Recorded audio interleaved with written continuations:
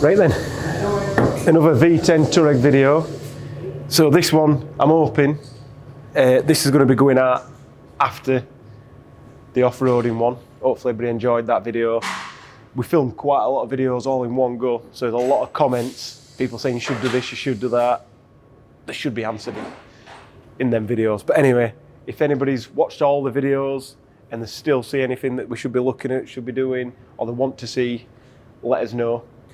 The next video, I'm hoping, is going to be me doing a bit of green laning and enjoying this car, because that's the main reason that we bought it, to enjoy it with a family and not just be at a racetrack driving around in solitude. So, a few little jobs that we need to do now.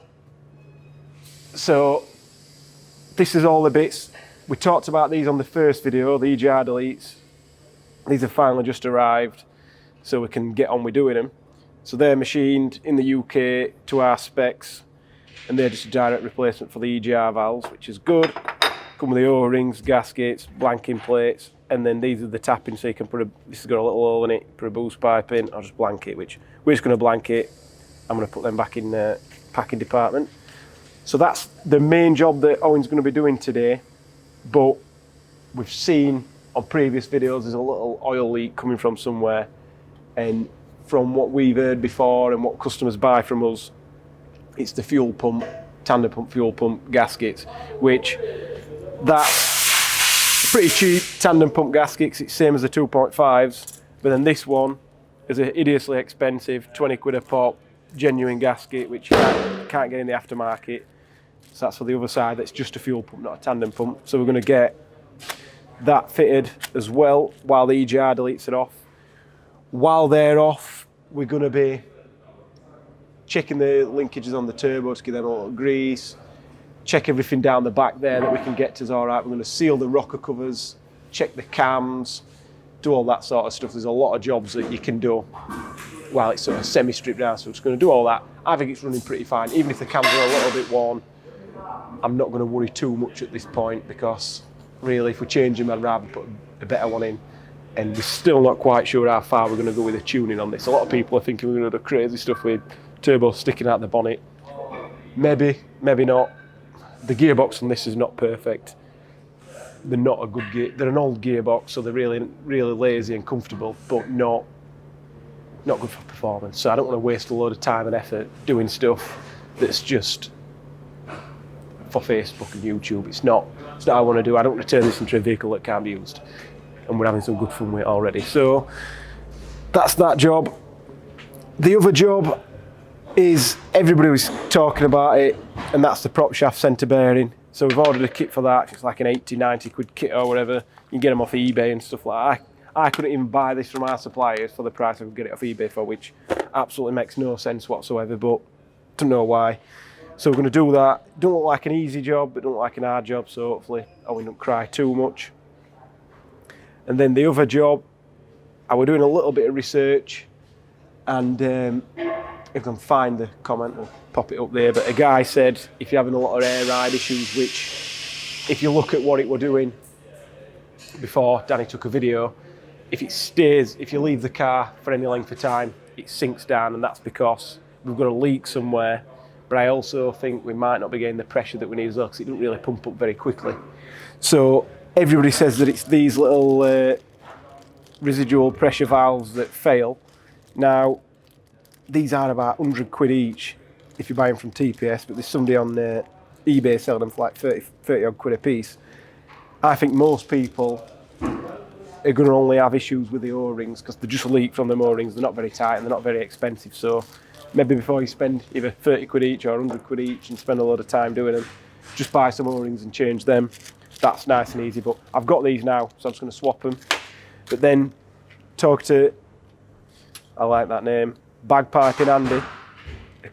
A customer or a follower just sent us a message saying, speak to him. He does all rebuild kits and stuff for the compressors. So most people, like this is not the full kit, but most people would only really need this piston ring, I believe. So this is all made in the UK by Andy himself. So a nice little machined piston ring, which is plastic, but that's what it's made from the factory. It does a seal kit and a piston ring kit just on itself, but my argument was if we're taking it completely to bits and there's a possibility that like the head's going to be worn or any other issues, then I said I'd rather have the bits there anyway. And I think these are 70 quid plus a bit of postage or something like that, so it's not expensive. So I just said to Randy, send me that one, I'll pay for the full one, and if we don't end up using the other stuff we can send it back, but we're probably not going to do that, we'll just fit it all anyway and then it's done. Time is money, but when you're working on stuff yourself, if you're happy for the car to be dead for a day or two, then you could just buy the cheap kit, and then if you've got a problem, upgrade it to the more expensive kit. So that hopefully should sort all the air ride issues out, because I'm not sure if you can go into off-road mode and then you go into extra sort of high. It doesn't seem to get any higher. So I don't know whether that's just how it should be, but we'll see. We'll get it working and we'll go from there. This in here, nothing too interesting. I don't think we're going to fit this time, some seals. And this is literally just a thermostat for the gearbox. Little thermostat in there. We ordered that at the same time as the engine thermostat, and this came a little bit later, so I don't know if I can be bothered to do that yet, because the gearbox does some weird stuff sometimes. It's a little bit lazy and just does what it wants to do. I might end up getting like a full rebuild kit, which somebody in the comments again said, I think it's Sonax or whatever company in America do like a full rebuild kit for this racing gearbox, so we might get one of them and then we'll do all that at the same time. I'm not sure. We'll use it a bit first and we'll go from there. And so yeah, that's that. There's a few other little jobs that we're going to try and do, but we'll talk about them if we find any problems. So we'll get the cameras on Owen and sort that. And then one other thing, just while we're here, I've ordered these Porsche Kn Wheels just because they were cheap, and then we've put some Yokohama winter tyres on. So these are the Blue Earth Winter V905s. So, oh dear, that's just popped on bead. So these are the same size as it had standard. So these, I've got the Maxxis tyres for off-roading, but they're a little bit noisy. And we're planning on some trips. There's a few guys asking us to go see how good the Touareg is compared to their Range Rovers and Land Rovers and stuff, but some of them are, one guy up in Scotland, he comments on all the videos, and then he lost plot when I think I said this were going to be decent and we're going to try and tow some Land Rovers about, which we did, but maybe they weren't set up for off-roading as good as they could be.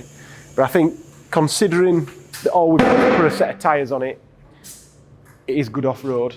Obviously a lot of negative comments are coming from people saying that it's an expensive car, why are you messing around with something that could potentially cost you loads of money. Our opinion is, why not? It's been very popular, and if it completely blows up, the gearbox craps itself, the engine dies, we crash it, we smash it, it's all in the name of science what we've done. So we're not really trying to create a new market and produce a 700, 800, 900 horsepower engine.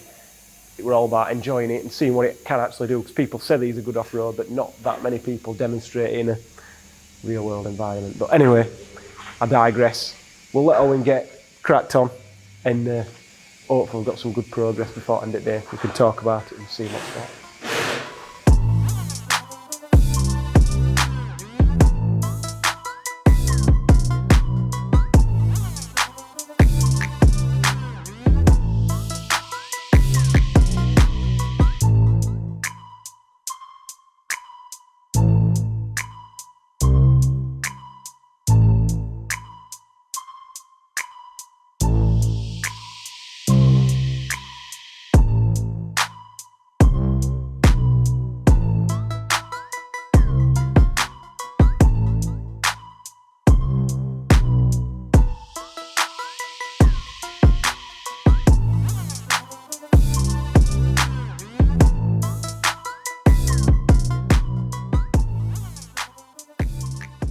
So Owen's managed to get quite a bit of stuff removed from this, so we'll have a look at what he's took out first. So they're the EGR valves.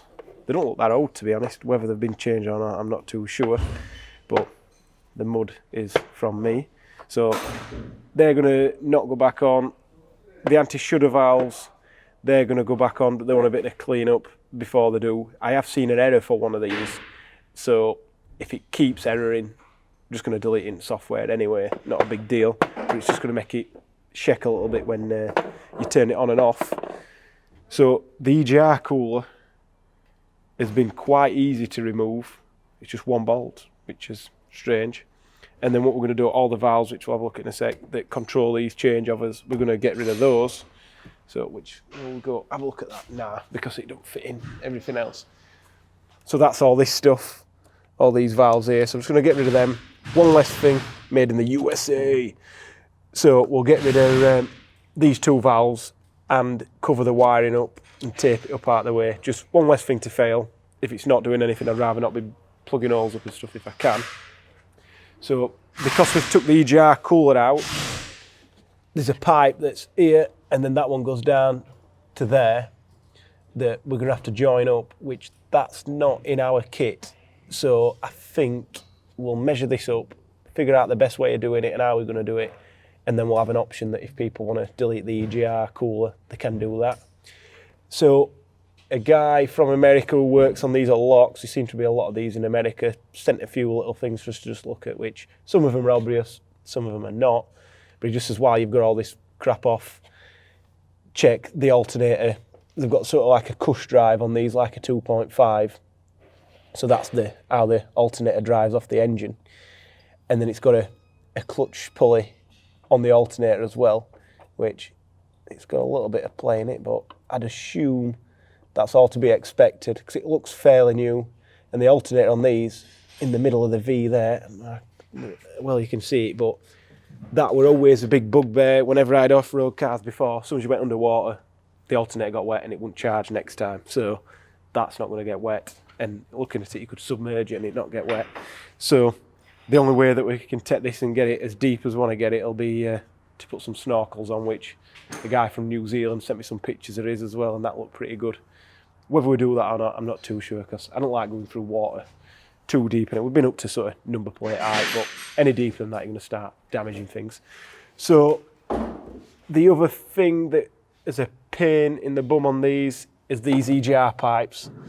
We're going to probably have to take the airbox off to get rid of these. So there's one at that side, and one at that side to go down to the manifolds, which Owen's crying about because the airboxes on these are an absolute pig to mess about. We were swearing at them on the servicing video. So if I'd have known that, I'd have probably not changed air filters until now, but we learnt on that one, so you can watch Owen do it again. Now we've took all this off and we've took the side panel off, which we can take this one off. This middle one don't look like it's going to come out, or you can take it out. We've managed to get to the fuel pumps, so they're here. And this is the vacuum tandem pump that does both. Absolutely caked in crap. So hopefully the gasket fixes that. Same for the other side, fuel pump. That's all covered in crap, so hopefully the gasket fixes that, which it looks like it's been leaking past, but we'll see. So I was going to get them cleaned up, get them put back on. And then really, once the valves are on, the valve deletes are on, they're back on.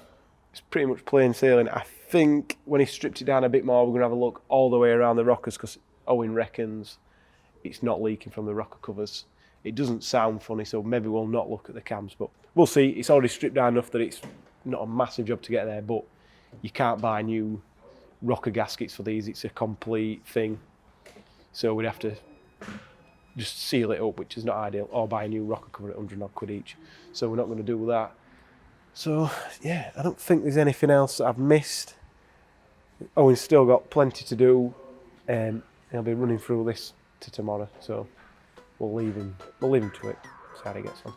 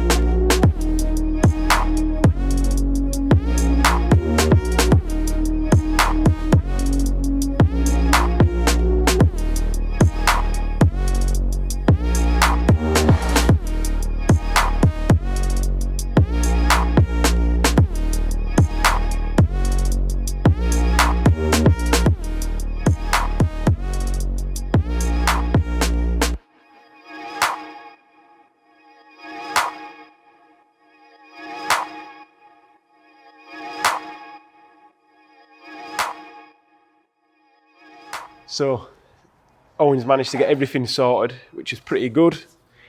The compressor turned into a little bit of a pain, but it was worthwhile doing. Obviously, you can see on video as well, it was all rusty inside. I'm not quite sure if the head were worn too badly. The piston ring's a little bit worn, a bit polished, but we just changed it all anyway. We might as well.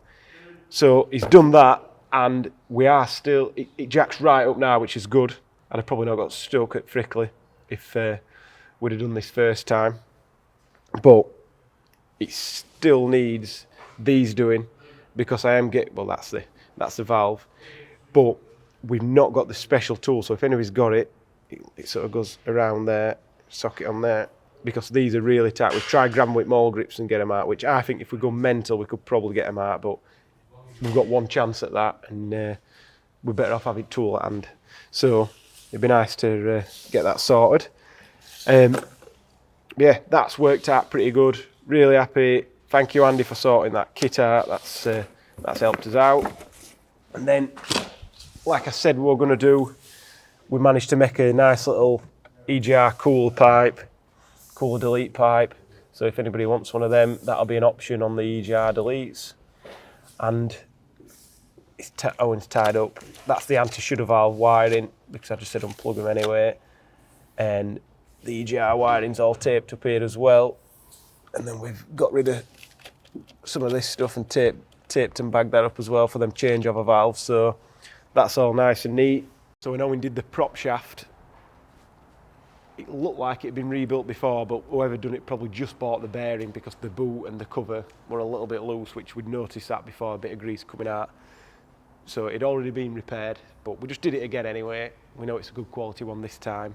And I think Danny also got a video with it, because I weren't there when he was doing it. A couple of people had mentioned it. We made a little guard for the pipes, the water pipes that run in the wheel well, in case you get like a stone stuck or something like that. So we'll put a picture or video or whatever we've got of that up. So yeah, hopefully that's everything.